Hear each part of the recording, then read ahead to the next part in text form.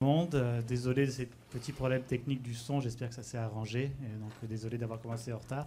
Mais je pense que ce n'est pas très grave. Merci d'être là ce soir pour cette série de conférences des grands communicateurs. Nous en sommes à notre 7e saison. Avant d'entrer dans le vif du sujet, si vous permettez, je vais vous parler des prochaines conférences à venir. La saison est pas mal intéressante, vous allez voir. Le 16 décembre, la prochaine conférence. Attention, ce n'est pas le dernier mercredi du mois comme d'habitude, c'est bien le 16 décembre. Ce sera Michèle Blanc, la blogueuse et adepte et consultante dans les médias sociaux, qui viendra nous entretenir de ce phénomène déjà bien en place maintenant, donc le 16 décembre. Le 27 janvier, nous accueillerons Michel Lacroix, qui nous parlera de journalisme sportif. Michel Lacroix, les amateurs de sport le connaissent sûrement très bien. 35 ans de journalisme politique derrière lui.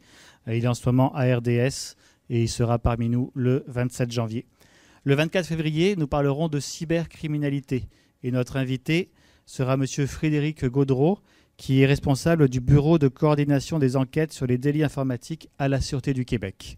Et il nous parlera de la police du cyberespace. Est-ce que c'est un mythe ou plutôt une réalité ? Nous continuerons à parler cette fois des intranets, un sujet un petit peu dans l'ombre, mais tellement important pour les entreprises d'aujourd'hui. Et le spécialiste qui viendra nous en parler sera M. Claude Malaison, qui a une longue carrière aussi dans le domaine de consultation et de l'intranet. Le 28 avril, nous parlerons de sondage et de marketing avec nul autre que M. Alain Giguère, le président de la compagnie de sondage bien connue, CROP. Donc ça sera un rendez-vous à ne pas manquer. Et la saison se terminera avec M. Steve Proulx, qui est journaliste et qui est plus spécifiquement journaliste indépendant. Et il nous expliquera pourquoi est-ce que justement il a choisi le journalisme indépendant. Ce sera le 26 mai, la dernière conférence de notre saison. Les détails de toutes ces conférences sont disponibles sur le site de la Toile. L'adresse est la suivante, www.toile.coop.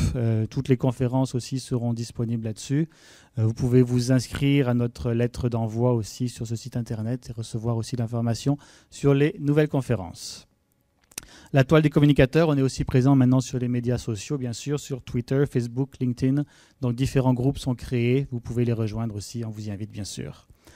La petite conférence, quelques petits points de logistique, La conférence de ce soir, on prévoit environ une quarantaine de minutes et qui sera suivie après d'une période de questions.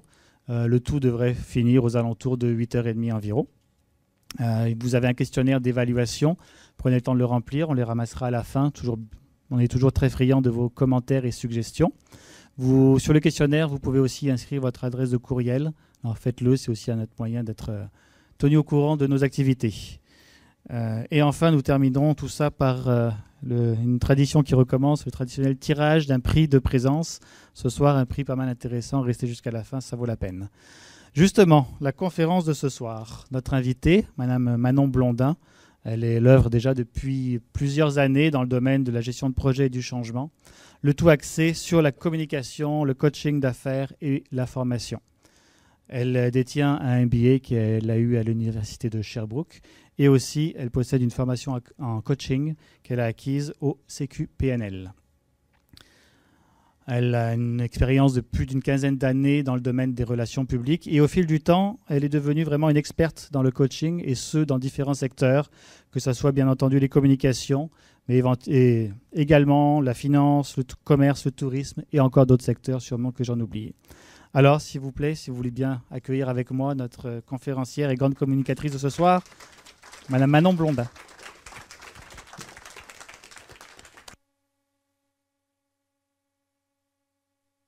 Merci d'être si nombreux ce soir sous la pluie comme ça. C'est agréable d'avoir autant de petits soleils qui vont m'accompagner pour ces prochaines minutes. Et vous qui êtes devant votre écran, probablement en train de me regarder, je vous souhaite une très belle soirée. Merci énormément pour cette conférence qui, oui, va porter sur le coaching parce que pour moi, c'est un changement de carrière.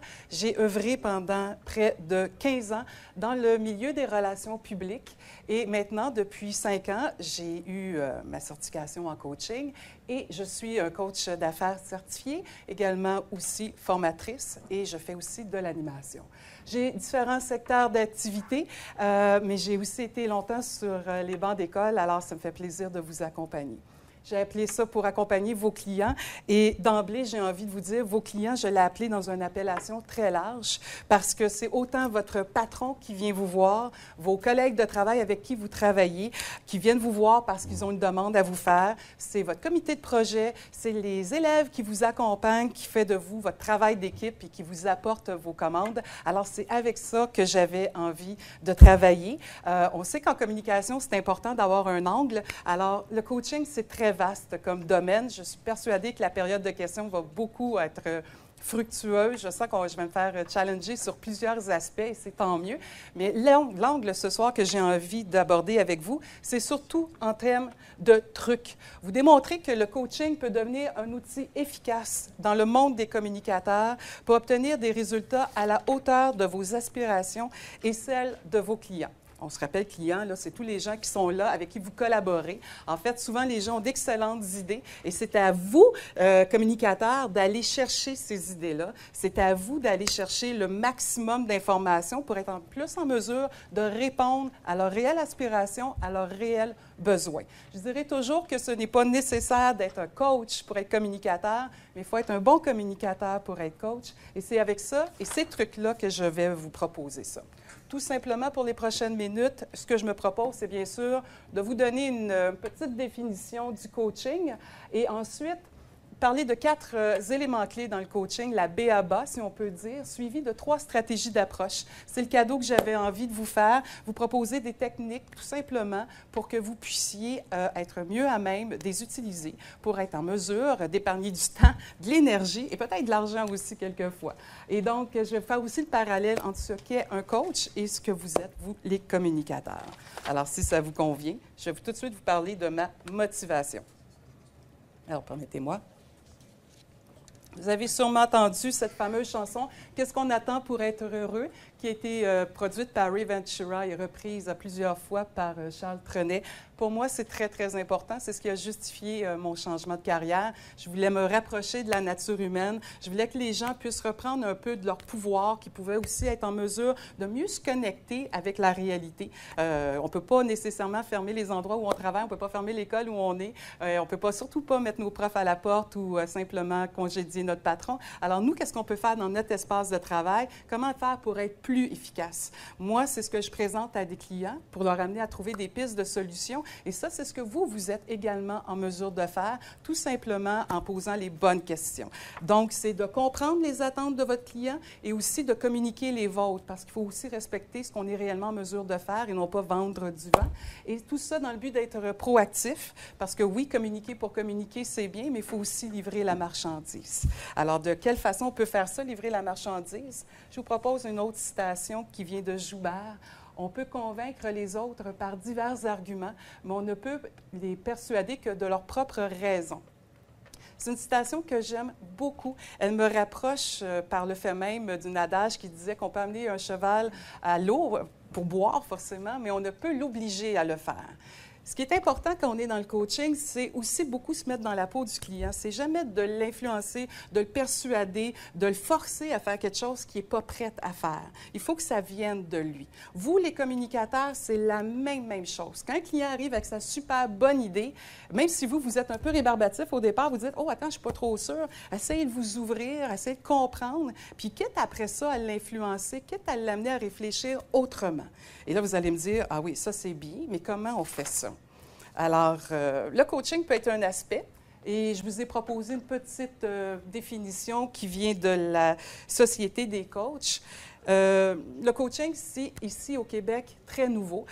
Aux États-Unis, c'est déjà n'importe qui fait du coaching ou presque. Et en Europe, c'est une matière qui a foi, qui a ses chapitres, qui a même ses fédérations, etc. Ça peut être abordé sur plusieurs angles, mais moi, j'aimais cette citation-là, car ça dit que le coaching est un processus créatif et interactif. C'est pas en vase clos, c'est pas juste moi avec moi-même. Je suis avec quelqu'un, on échange, on regarde ensemble qu'est-ce qu'on peut faire. Donc, entre un individu ou un groupe, parce qu'on peut très bien faire du coaching d'équipe, et un coach. Ça vise le développement plus efficace, l'atteinte plus rapide d'objectifs d'affaires, de cible, de développement personnel. On va parler ici de coaching de vie ou encore professionnel. On va parler plus de coach d'affaires, dont je fais partie notamment. Donc, c'est une petite définition toute simple. Il y en a beaucoup parce que c'est un terme qui est utilisé à tellement de sauces que d'emblée, j'avais un peu envie de démystifier ça. Et j'aime l'idée que ce soit efficace et rapide parce qu'on va justement tabler sur qu'est-ce qui est le plus utile et le plus profitable pour la personne avec qui on a décidé d'accompagner. Alors, comment on fait pour l'accompagner?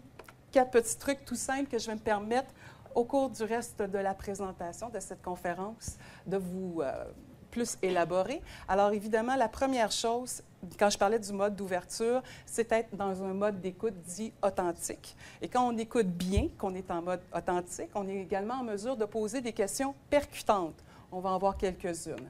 Et ensuite, des stratégies d'intervention différentes. Le fameux cadeau des 3 interventions que je vous parlais, je vais vous en proposer 3 ici. Juste question d'approfondir le besoin du client, juste de voir comment on peut l'amener à approfondir ses idées pour pas que ça reste juste un space de l'esprit, comment on amène ça pour que ça devienne concret.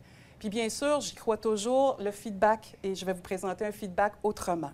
Probablement qu'au cours de cette conférence, on ne réinventera pas la roue. C'est sûrement des choses que vous connaissez d'emblée. Se les faire rappeler, c'est toujours utile. Des fois, c'est toujours agréable. Puis dire, ah oui, c'est vrai, j'avais oublié, et pourquoi pas. Alors, c'est un peu comme ça que j'ai envie d'aborder le reste de la conférence. Alors, si on commence ça, j'aurais déjà envie de savoir si vous m'écoutez bien ou si actuellement, vous êtes en train de vous demander si vous avez mis assez d'argent dans votre parcomètre. Oh, ça commence à gargouiller, peut-être vous avez faim, qu'est-ce que vous avez mangé, ou ça passe peut-être pas non plus à l'heure actuelle. Ceux qui sont en train de me regarder sur le web sont peut-être en train de se demander s'ils ont assez de bande passante ou si ça passe bien ou si l'écran va rester jusqu'à la fin intact. Alors, c'est ça qui fait que si vous êtes dans ce mode-là où vous êtes en train de penser à l'épicerie ou, heureusement, il n'y a pas de match de hockey ce soir, fait que vous n'êtes pas en train de vous demander les points, mais vous êtes en mode d'écoute sélective. Vous prenez ce que bon vous semble, vous choisissez d'écouter ce qui vous plaît. Je ne ferai pas de comparaison douteuse ici, mais ça nous arrive. Toujours être focusé sur l'autre, se centrer sur son interlocuteur, ça demande énormément d'énergie. Ça demande d'être vraiment là, présent. Et c'est important parce que souvent, il faut se l'admettre, on écoute quelqu'un puis dit « Ah oui, je sais, elle va me dire ça. » Puis si elle me dit ça, moi, je vais lui dire ça. Mais si vous êtes en train de laisser aller vos petits hamsters de pensée, vous n'êtes plus en train de penser à l'écouter, lui, vraiment. Puis peut-être que le vrai besoin vient de passer pendant que vous étiez en train de l'écouter. C'est pour ça que c'est important de vraiment être sur le moment présent. On dit toujours qu'on a 2 oreilles et une seule bouche. Alors, la preuve en est que c'est important d'être dans un mode d'ouverture. Et dans un mode d'ouverture, un petit truc tout simple qu'on apprend notamment en coaching, mais que vous, les communicateurs, vous pouvez aisément faire, ça s'appelle la synchronisation.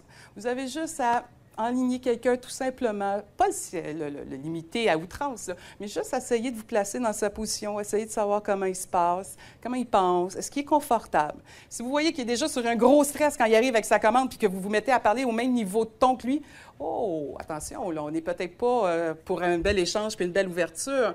Fait que peut-être ça va vous juste doucement, sincèrement, vous passez juste dans son mode à lui. Ça va probablement vous aider à vous synchroniser, à comprendre comment il se sent. Et ça, c'est important de savoir comment il se sent parce que c'est comme ça que vous allez le ramener à avoir une belle relation harmonieuse, et faire en sorte que ça se passe bien. Si vous faites ça, vous allez être également en mesure d'écouter le petit chinoiserie qui est là, son vac. Est-ce que c'est un type visuel? Est-ce qu'il est tout le temps en train de vous dire « je vois ce que tu veux dire ». Ah oui, OK, ça, je le vois, là, je vois un peu l'image. Tu sais, il y a des gens, quand dans leur allocution, on l'entend, ils ont des mots qui voient.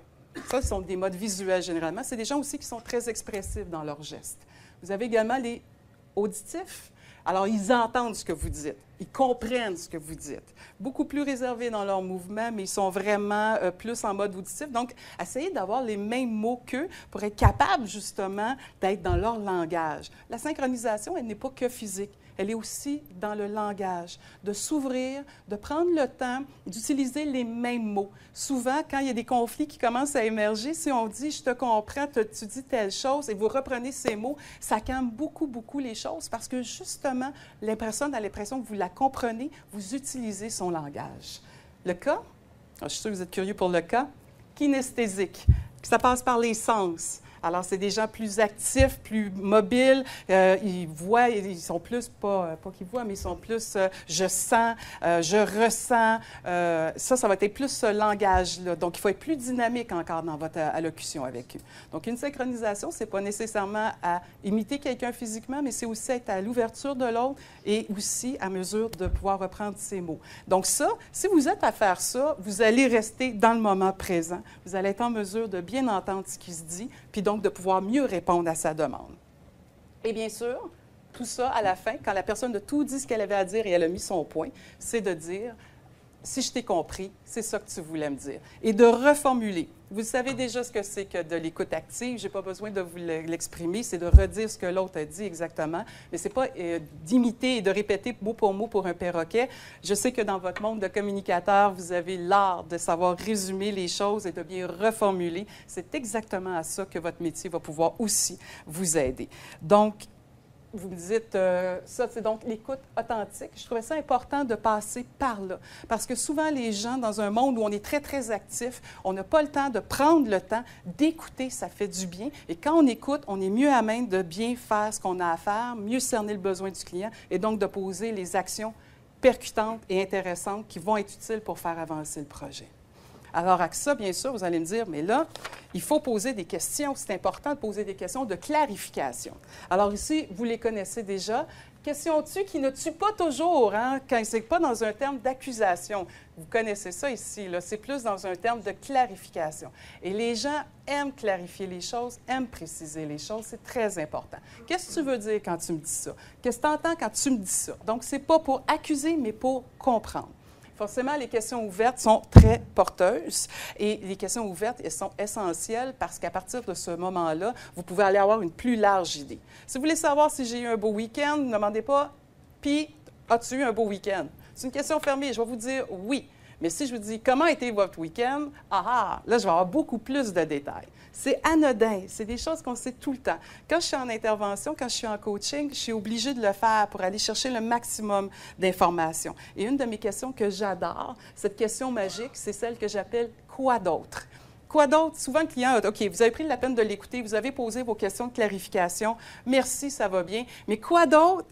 Ça donne une saveur de plus. Ça donne peut-être le punch, l'information qui manquait pour être encore plus efficace. Moi, je l'utilise beaucoup. Je vous invite à aller la faire aussi. Vous allez voir comment elle peut être porteuse, puis avoir encore plus amené à comprendre puis à clarifier ce que les gens attendent vraiment de vous. Question de validation, c'est très, très important, ces questions de validation-là. Elles vont valider, clarifier, peut-être aplanir ce que j'appelle les filtres, les croyances et les perceptions qu'ont les uns et les autres. Par exemple, dans les filtres, qu'est-ce qu'un filtre ici? Je pense à des petites définitions très, très brèves et très, très simples. Quand on arrive, les filtres, c'est simplement ce qui nous caractérise, c'est qu'on met devant soi. On peut avoir des niveaux hiérarchiques, le stress qu'on peut recevoir. On est peut-être fatigué. Il est rendu 5 heures. Est-ce que j'ai encore envie d'entendre une équipe de travail me proposer encore des choses? C'est ça, les filtres qui teintent un peu la couleur. Comme dans une caméra, vous savez, on met des filtres et puis ça donne différents... ça fait des photos de toutes sortes de choses, mais ce n'est pas la vraie chose. Quand vous posez les bonnes questions, c'est à ce moment-là que vous êtes en mesure de pouvoir justement, regarder quels sont ces filtres, question de mieux jouer avec. Moi, c'est essentiel. Avec quoi un client m'arrive? Quels sont ces filtres du jour que j'appelle? Et ça, c'est important de le démystifier parce qu'après ça, je vais être mieux à même de creuser en enlevant ces filtres-là. Et donc, à partir de ce moment-là, vous, c'est la même chose. Votre client, il arrive-tu stressé? C'est pour qui la commande? Quelle est la couleur du temps? C'est important, ça, d'aller prendre le pouls. Les croyances. C'est magique, les croyances, et c'est très porteur. Si vous dites « Ah non, pas elle, ça va être assez long », c'est sûr que la relation que vous allez avoir avec cette personne-là, ça va être long. Donc, il faut faire attention à ces croyances, justement, ou avec elle, ça va être dynamique. Tout d'un coup, c'est peut-être une autre relation qui s'installe. Il faut faire attention à ces croyances parce que, justement, elles teintent la relation. Perception. Tout le monde a dit ses perceptions. Je suis rentrée ici, vous me voyez, vous avez une idée de qui je suis, vous avez déjà une perception de moi. Et puis moi, de fait, j'ai aussi la mienne en vous regardant.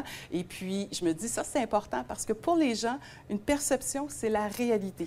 Vous aurez beau dire que c'est pas ça, mais la personne qui le vit, pour elle, c'est vrai. Alors, c'est pour ça que c'est très, très important d'être en mode ouverture et c'est très important de ne pas dédramatiser une situation qui semble alarmante pour la personne. Quand une personne arrive et elle dit « Je suis assez sur le nerf, j'y arriverai pas », pour elle, c'est une perception et c'est sa réalité. C'est pas le temps de lui dire « Bien, voyons donc, ça se passera pas de même ». Oui, ça va se passer de même pour elle. C'est à vous, après ça, de dédramatiser. C'est à vous, après ça, de l'amener à conscientiser que ça va être différent. Mais il faut au moins être en mode ouverture pour faire ça. Donc, moi, je le fais parce que c'est important, parce que je vais arriver avec la vraie essence de mon client. Vous, vous allez le faire pour aller avoir le vrai détail de la commande que vous allez avoir recevoir. Puis ainsi, vous allez être en mesure, justement, de mieux cerner son vrai besoin. Petit cadeau sur les approches. C'est important parce que les approches, après ma base, c'est de comprendre l'état présent. Avec quoi la personne vous arrive. Donc, vous l'avez pris le temps, vous avez écouté la personne, vous avez mis à jour ses fils, ses croyances, ses perceptions. Vous êtes avec des questions percutantes, vous avez regardé les faits, vous avez aussi parlé en termes de « je ». C'est important parce qu'on vous dit qu'il ne faut pas accuser. Hein? Fait qu'on reçoit l'autre, c'est en « je me sens, si je te comprends ». Donc, le « je » est très, très important. Il rassure, pose et amène la personne à s'ouvrir davantage. Mais on travaille toujours sur les faits, c'est très, très important. Et c'est ensuite qu'on peut regarder avec la personne, « OK, tu arrives avec ta super idée. Ta super idée, là, en bout de piste, elle va avoir l'air de quoi? » Et c'est pour ça que je vous ai proposé ces 3 petites techniques qu'on va regarder ensemble, la Walt Disney, la position perceptuelle et la visualisation.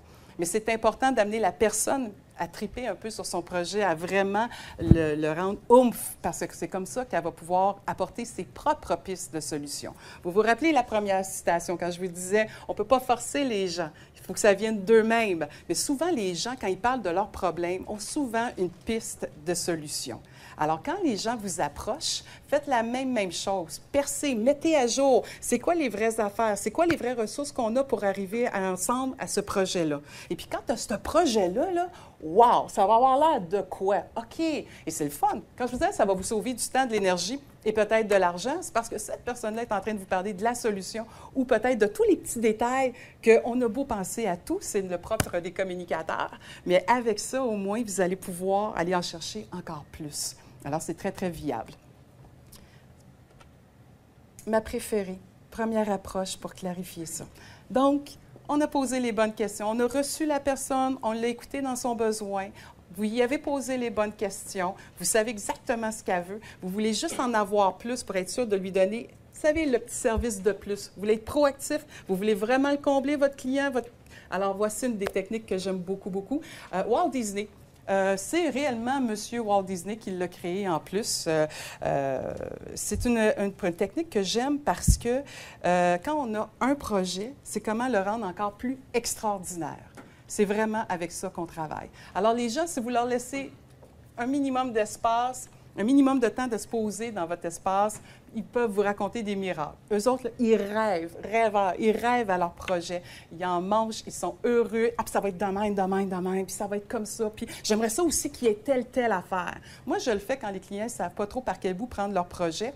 Mais je pense que vous, en communication, vous pouvez également utiliser cette technique-là. « Hey, j'ai une bonne idée en prenant ma douche ce matin, là, on pourrait faire telle affaire. » « Ah oui? Ça a l'air de quoi telle affaire? »« Ah, ça serait comme ça, puis il y aurait telle chose, puis ah, il faudrait rajouter ça. » Et le fameux « oui, mais » arrive. Espace critique. C'est important, les « oui, mais ». Ça peut devenir très, très constructif. J'ai une super idée. Oui, mais c'est vrai, ça va coûter cher. Oui, mais ça se peut qu'on n'ait pas assez de temps. C'est correct. On va être lucide. On va être réaliste, là. On va les regarder. Prenez le temps, là, écrivez-les. Oui, mais, puis quoi d'autre? C'est intéressant avec le « mais ». Hein? J'ai une bonne amie à moi qui m'avait dit « mais ». L'acronyme de « mais », là, maintenant arrive l'inévitable secret. Tout ce que vous avez dit avant, c'est important. Vous l'avez pris en note. Mais le vrai punch arrive. Mais il y a ça. C'est là votre objection. C'est avec ça qu'il faut que vous travailliez. Si vous voulez encore rendre ça encore plus pertinent pour votre client, en communication, d'autant plus, il y en a beaucoup de « oui, mais ». Parce qu'on est toujours en train de préparer des questions et réponses. Hein? Non, mais c'est quoi ces « oui, mais » là? Il va vous les donner tout seul, les « oui, mais ». Puis en plus, on ne s'arrête pas là. Et c'est pour ça que j'aime la technique. Réalisateur. Qu'est-ce qu'on fait avec le premier « oui, mais ». On n'a pas d'argent, c'est correct. Réalistement, si on met ça en place, qu'est-ce que ça a de l'air? Ah, c'est vrai qu'on pourrait peut-être aller chercher une subvention, on pourrait peut-être aller chercher l'argent dans un tel compte, ou, je ne sais pas, hein, de l'argent, ça se trouve toujours, ça semblerait.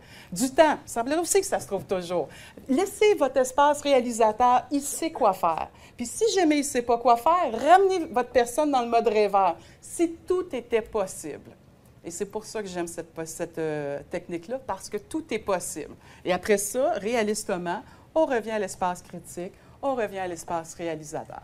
Et ça, c'est très important.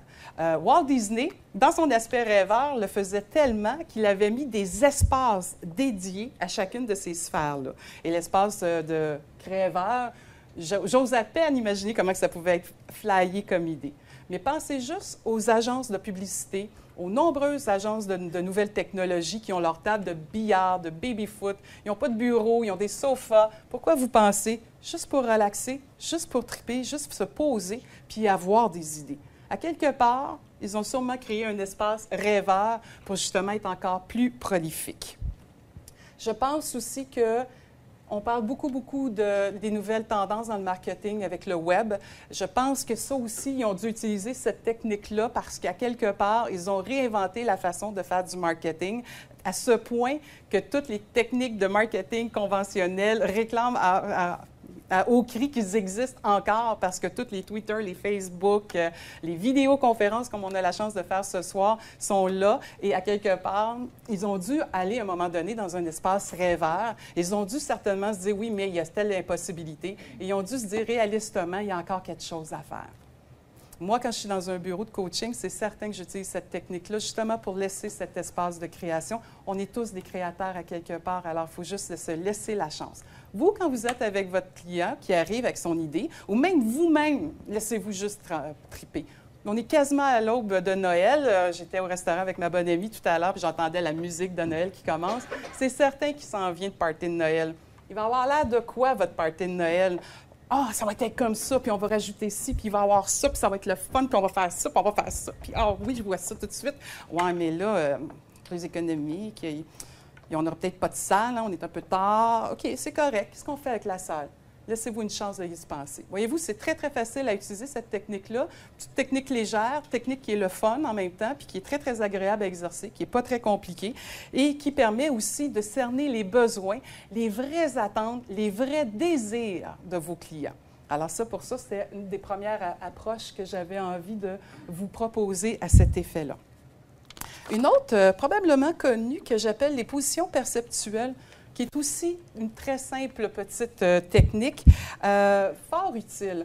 Position 1, position 2, mode observateur. Qu'est-ce que je voulais illustrer par là? C'est d'amener les gens à se mettre dans la peau de l'autre. C'est carrément ça que cette technique-là sert. Dans un bureau, c'est sûr que c'est facile à faire. Dans un bureau de coaching, j'ai 2 belles chaises qui sont là et la personne se permet de prendre un rôle et l'autre, donc le sien et celui de son vis-à-vis.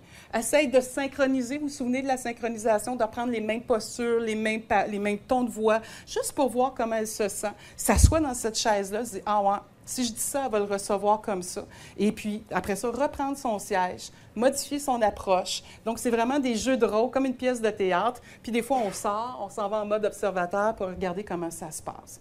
Technique très simple, très efficace, et je pense qu'elle est également très efficace dans le mode de la communication. Je l'ai d'ailleurs utilisée, je pense, quand je faisais de la formation de porte-parole. En formation de porte-parole, on le sait, on fait souvent les jeux avec des caméras. Et la personne fait comme s'il y avait une vraie caméra et on tourne. Après ça, on écoute la vidéo. Façon typique de faire une formation de porte-parole, tout à fait légitime et tout à fait utile, et je ne l'enlève pas. Mais je me dis qu'il y a une autre façon de faire, hein, parce que c'est un peu pensé autrement. Le coaching ici que je vous propose, ce sont seulement d'autres outils à rajouter à votre boîte de communication. Donc ça, c'est un bel outil parce que c'est justement, si vous savez que votre porte-parole s'en va voir un journaliste un peu coriace, j'en nommerai pas, je suis sûre qu'il y a déjà plein de noms qui vous ont sorti dans la tête. Faites-le asseoir et faites comme si. C'est une technique de comme si, ça, quelque part. Donc, c'est pas obligé d'avoir un jeu de chaise, mais c'est juste de se concentrer. Comment tu vas te sentir quand tu vas approcher ce journaliste-là? Là, il va vous parler de ça. Comment tu vas l'aborder? Il va lancer quelques phrases. Et ensuite, c'est là où ça commence à être rigolo. Il devient ce journaliste-là. des sourcils un peu froncis, je ne sais pas, moi, une approche un peu coriace.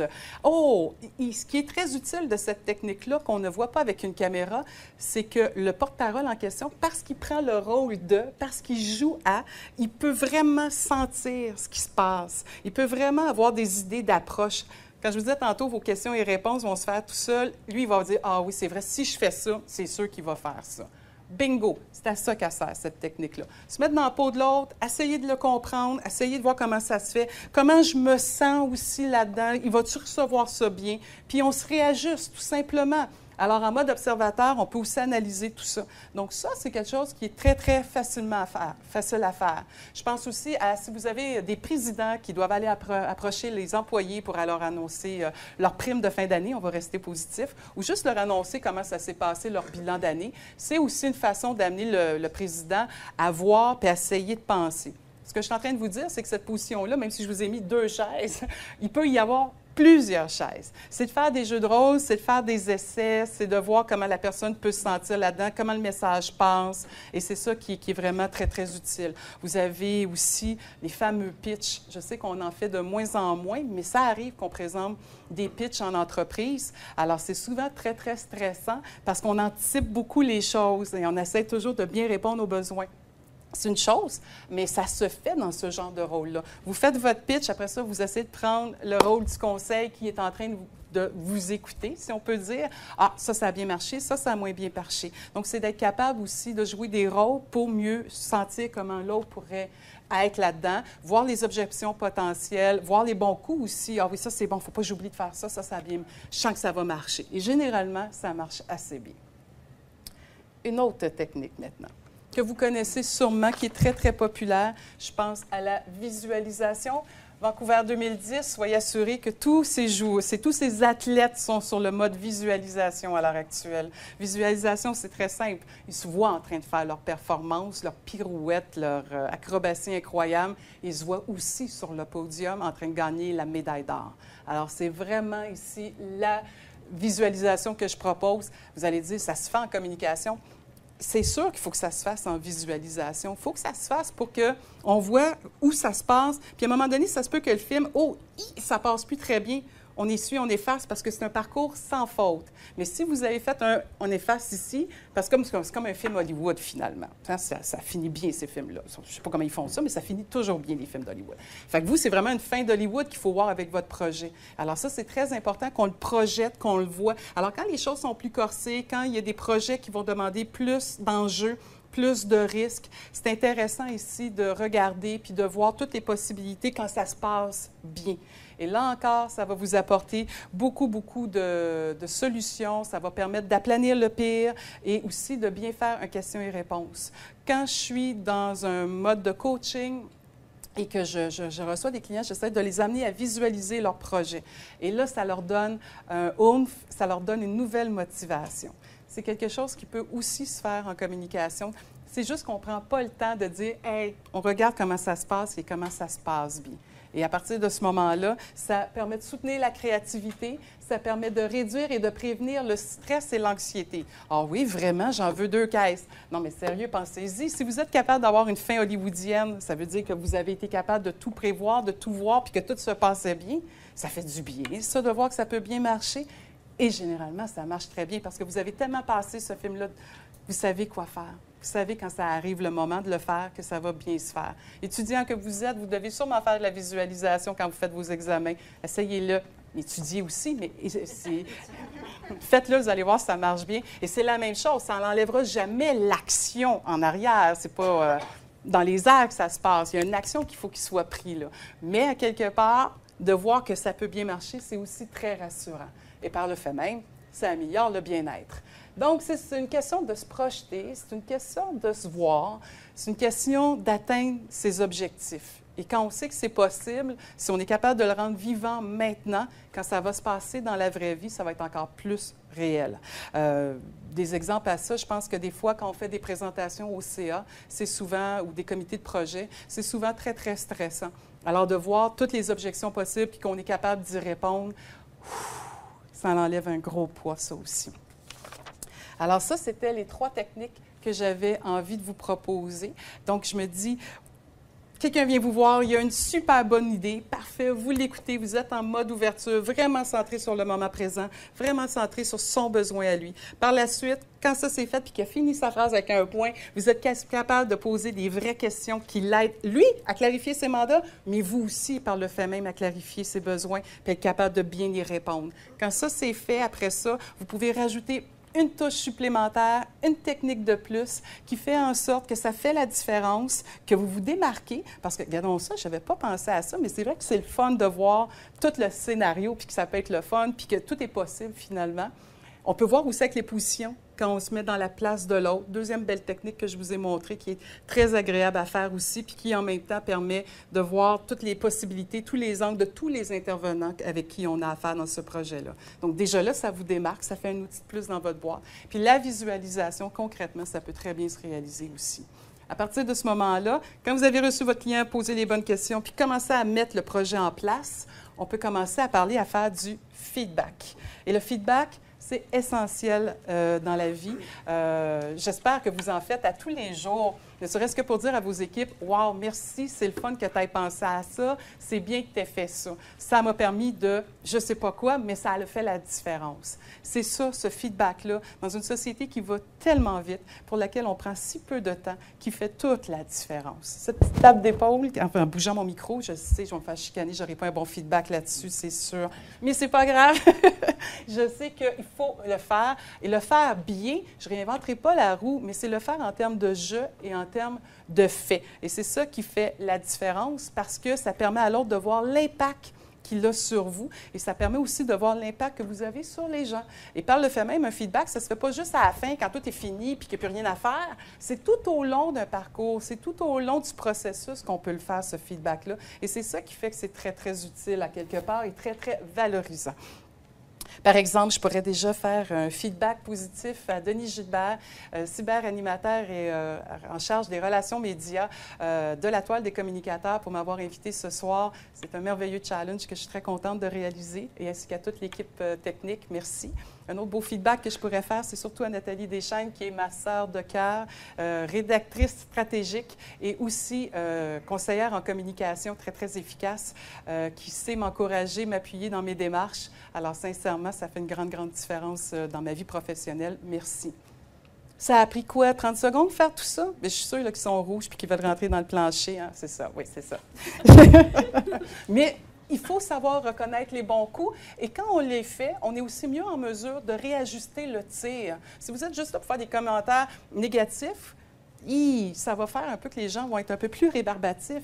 Les commentaires devraient toujours être créatifs, ou devraient toujours aussi être constructifs, portés à amener la différence chez la personne pour qu'elle puisse mieux faire. Et tant que c'est fait dans le jeu, tant que c'est fait avec des faits, et tant que les intentions sont nobles, on peut simplement mieux avancer à partir de ce moment-là. Je suis obligée de faire du feedback constamment dans ma profession de coach, parce qu'il faut encourager le client où il est, le suivre dans ses pas, le prendre où il est, puis dire « ça, c'est bien, continue, ça, c'est une belle partie, bien fait. Oh, attention, il y a une manière de... Il faut faire un réajustement. » Un bon feedback, réaliste, honnête, permet juste de le faire avancer.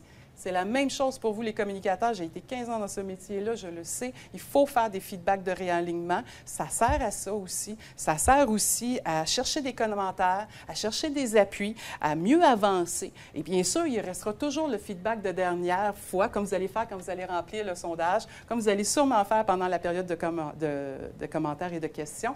Et c'est ça qui fait qu'on devient meilleur en bout de piste.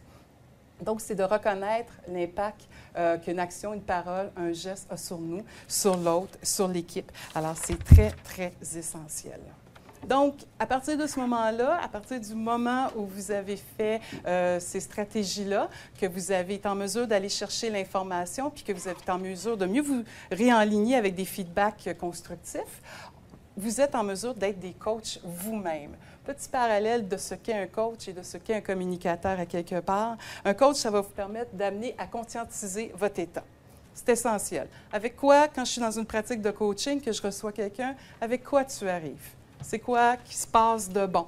Parce que quand je fais ça, je suis en train de percer et de mettre à jour ces filtres, les nouvelles croyances, les nouvelles perceptions qui arrivent.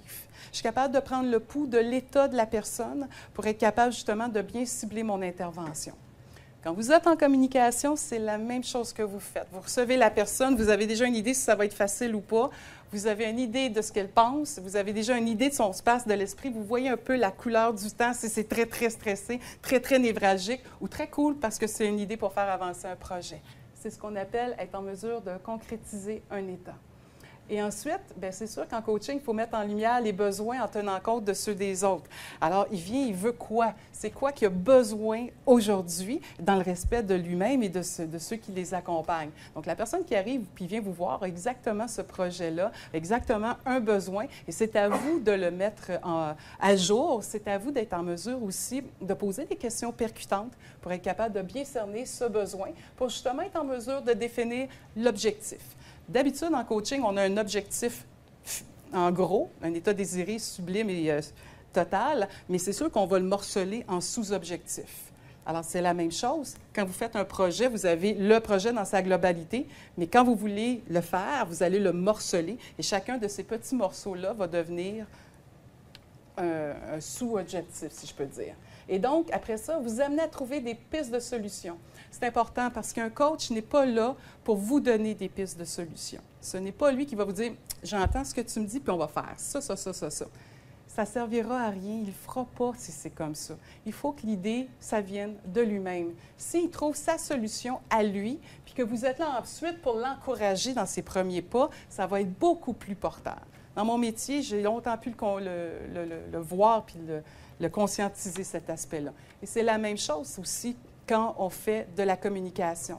Les gens arrivent avec des besoins, mais derrière ces besoins-là, « Ah, j'ai besoin de ça », ils savent déjà comment ils veulent le faire. Ils ne savent pas comment nécessairement le faire, mais ils savent déjà comment le faire. Ils ont déjà des pistes de solutions. Et c'est pour ça qu'il faut aller creuser puis aller chercher davantage le morceau par les approches que je vous ai proposées. C'est ça qui servent, le Walt Disney, les positions, la visualisation. C'est déjà des idées qu'ils ont, des solutions déjà toutes faites à leurs choses. Donc, c'est ça qu'il faut aller chercher.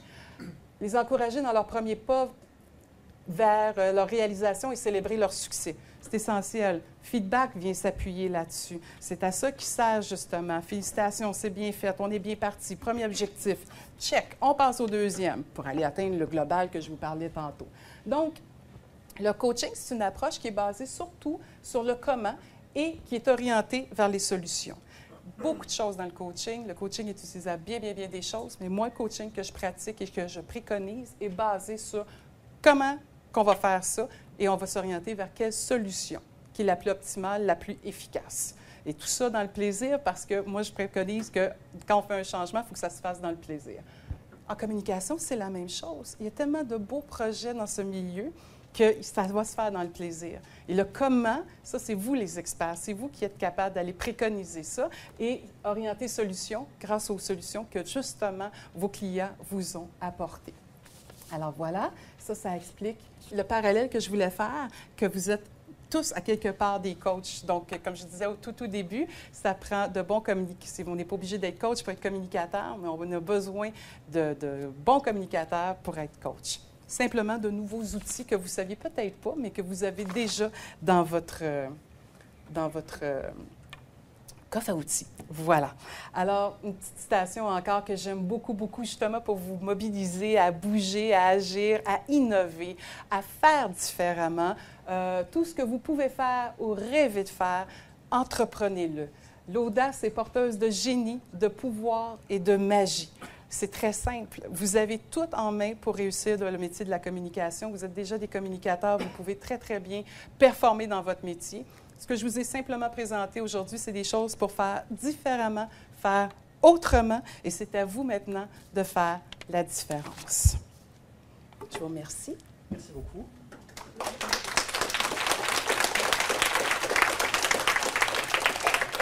Merci Manon. Alors, je suis sûr que c'est un sujet qui va susciter beaucoup de questions.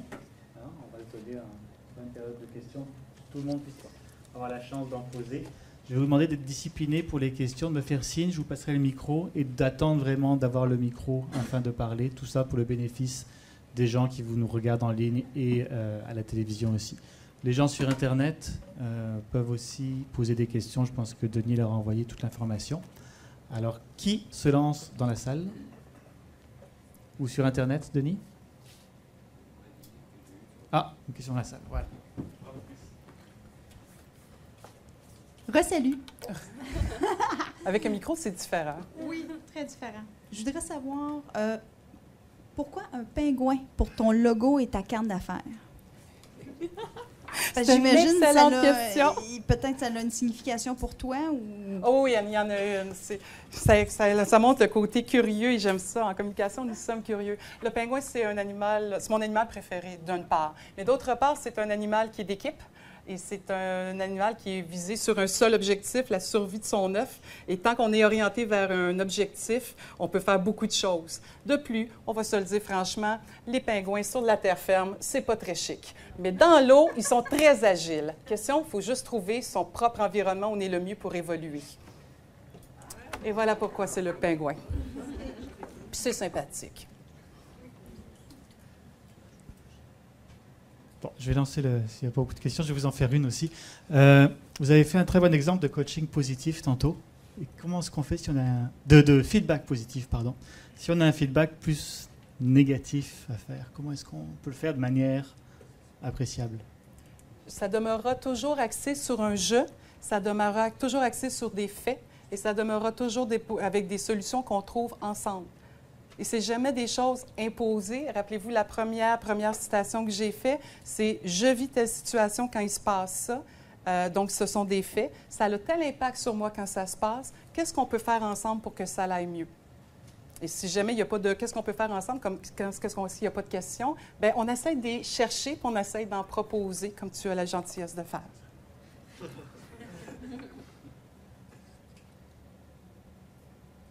Une question par Internet qui vous arrive. Quelles sont les différences entre le coaching individuel et le coaching d'équipe?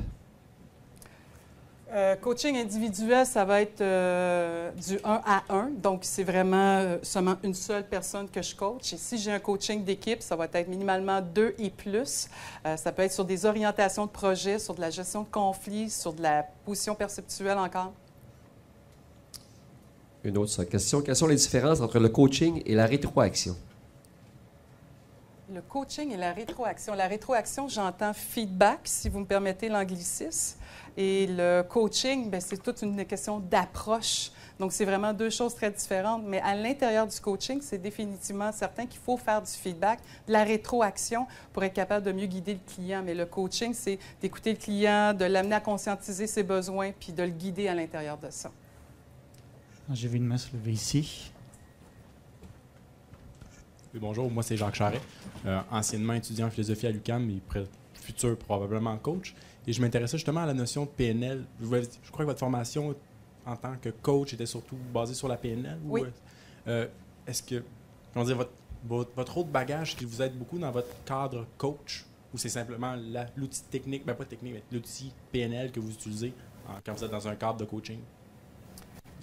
C'est certain que parce que j'ai un MBA, ça me permet aussi d'utiliser tous ces outils-là. D'un autre côté, la PNL, c'est aussi beaucoup d'autres outils. J'aime le vulgariser en disant que le MBA, c'est très rationnel, très hémisphère gauche, puis que la PNL, quoique c'est quand même 1000 heures de formation, mais quand même, c'est beaucoup plus sur l'hémisphère droit, comment on joue avec le pouvoir des mots, comment on fait pour amener le client à conscientiser, mais c'est plus de façon créative, plus que de la rationalité. Mais dans mon coffre à outils, comme le vôtre ce soir, bien, j'ai différents outils qui me permettent d'utiliser autant une ou l'autre des approches, dépendamment du besoin. Merci. Est-ce qu'on a des questions? Oui, madame. Oui, moi, je voulais savoir, c'est dans quelles circonstances principalement que les gens font appel à un coach? Oh, c'est une bonne question parce qu'il y a tellement de possibilités, il y a tellement... Je pense que moindrement qu'il y a quelque chose qui vous chicote, moindrement quelque chose qui vous anime, quelque chose qui va ou qui ne va pas, on peut consulter. Je veux dire, le coach, il y a tellement de coaching. Je veux dire, moi, je fais un processus de changement. J'amène les gens à réaliser ce dont ils ont envie d'atteindre. Ça, c'est mon coaching. Mais je fais aussi du coaching de pré-retraités. Je sais qu'il y a des gens qui s'occupent plus des gens qui sont en dépression ou en pré-burnout, comment justement ils ne sombrent pas. Donc, moindrement qu'il y a un désir de faire autrement, quelque chose qui chicote puis qu'on ne sait pas comment l'aborder, mais qu'on va être sur un mode action, et non pas juste sur un mode d'introspection, je pense qu'on peut aller consulter. C'est très, très positif de le faire. Merci. Moi, j'ai 2 questions. Oui. La première, ce qui fait suite à ce que mademoiselle vient de dire, c'est vous définissez qu'on fait appel à vous en tant que coach. Est-ce que la personne sait exactement si elle doit faire appel d'abord à un consultant ou à un coach? Et quel est le processus qui va faire qu'elle va d'abord choisir un coach? Et ma deuxième question, c'est comment vous définissez vos objectifs et vos sous-objectifs? OK. Le processus pour choisir un coach, je crois, il y a 3 écoles qui sont reconnues par le ministère de l'Éducation à l'heure actuelle, parce qu'il y a beaucoup, beaucoup d'écoles, mais il y en a au moins 3 sérieuses qui sont reconnues par le ministère. Donc, je vous dirais d'emblée, les recommandations sont toujours peut-être la première forme pour aller voir qui on veut choisir. La deuxième, peut-être contacter ces écoles et puis voir, rencontrer. Et ensuite, je vous dirais que c'est une question de chimie. Ça passe ou ça passe pas. J'ai-tu envie de parler à cette personne-là? J'ai-tu envie de m'ouvrir à cette personne-là? Vous auriez peut-être le coach le plus performant au monde avec le plus grand nombre d'heures de coaching, mais si jamais il y a quelque chose qui passe pas, c'est malheureux. Donc, il y a aussi, il faut se faire confiance là-dedans. Est-ce que j'ai envie de faire ce bout de chemin-là avec cette personne-là? Donc, ça, c'est pour répondre à comment on fait pour un processus de choix de coach. Et puis, pour ce qui est de votre question de comment je fais pour établir des objectifs, ça dépend avec quoi la personne arrive. Non, les gens ne savent pas toujours exactement ce qu'ils veulent. Ils savent que ça ne va pas, ou ils savent qu'il y a quelque chose, mais ils ne savent pas exactement quoi. C'est comme ça arrive très, très fréquemment en communication. Ils savent qu'ils veulent faire de quoi, mais ils ne savent pas exactement ce qu'ils veulent faire. Donc, déjà là, c'est de centrer puis de définir, ils ont envie d'atteindre quoi. Alors ça, quand je faisais les 2 bulles, état présent, état désiré, je travaille beaucoup, beaucoup avec ça. Et quand l'état désiré est là, on creuse beaucoup, beaucoup à préciser l'objectif, à clarifier les attentes. Et quand on sait les gros objectifs, après ça, les premiers pas, c'est quoi? Et chacun de ces petits pas-là deviennent des objectifs en soi. Plaisir. En fait, plusieurs. On va y aller une à la fois. Comment considérer les différences culturelles quand on ne connaît pas bien les mœurs de nos interlocuteurs?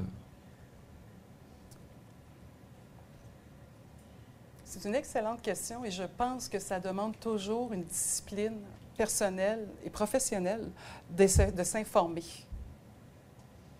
par différents moyens. D'accord. Monsieur, vous aviez une question ici?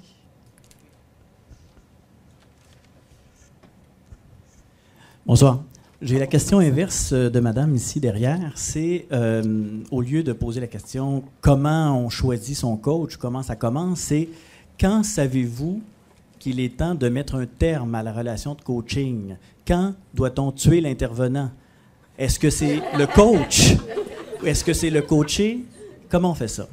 Je vous dirais que, en reprenant la question initiale, ça passe sur l'objectif.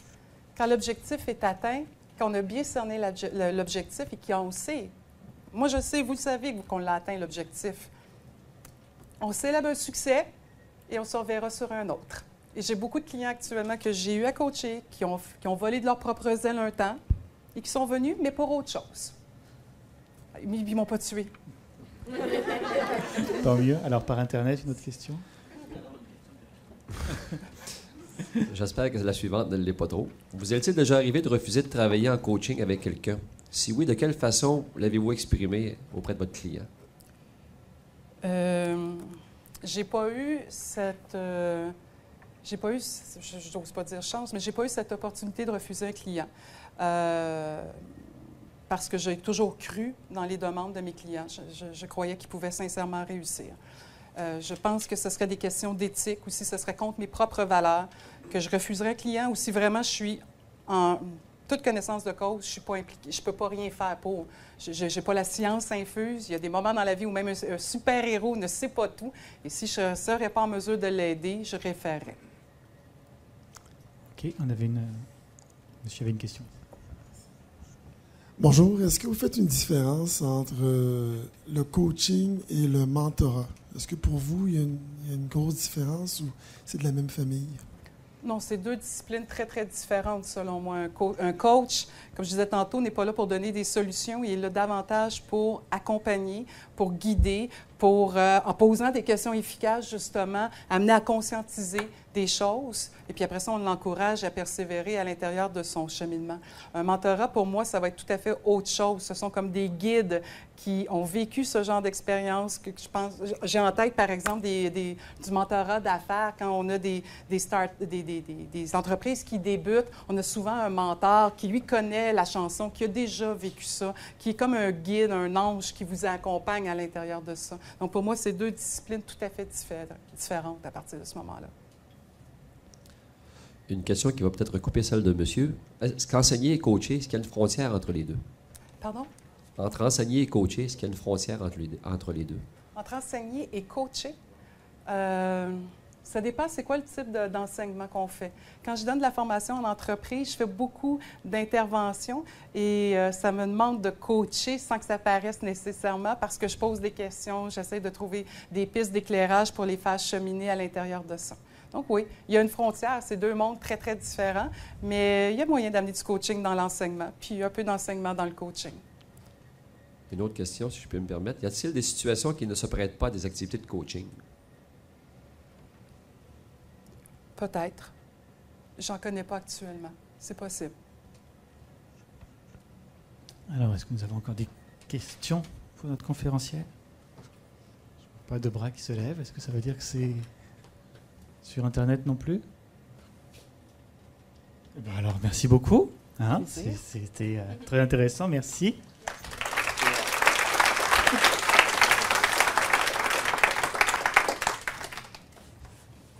Une tradition de la Toile des communicateurs qui revient juste avant. Juste avant, si vous le permettez. 3 petits mots de la fin. N'oubliez pas de remplir votre questionnaire, juste à le déposer sur la table en sortant, le reposer là-dessus. Mettez-y votre adresse de courriel si vous souhaitez. Vous pouvez aussi vous inscrire à nos lettres d'envoi sur le site web de la Toile des communicateurs, www.toile.coop. et vous tenir au courant de nos activités sur ce même site. Alors, nous avons un beau prix à faire gagner à notre chanceux ou chanceuse de ce soir. C'est ni plus ni moins qu'1 heure de coaching avec vous. Hein? Donc, je pense que ça vaut vraiment la peine. Alors, c'est le retour de la main innocente. C'est moi, ça. Alors, voilà. J'en ai même 2. Il n'y a qu'1 heure. C'est ça. Le numéro 626 667. 667. Où est-il? 626 667. Il est où? Ah, ben voilà. Bravo, merci beaucoup. Je vais vous donner ça. Et je vous donne rendez-vous le 16 décembre avec Michel Blanc. Bonne fin de soirée, merci.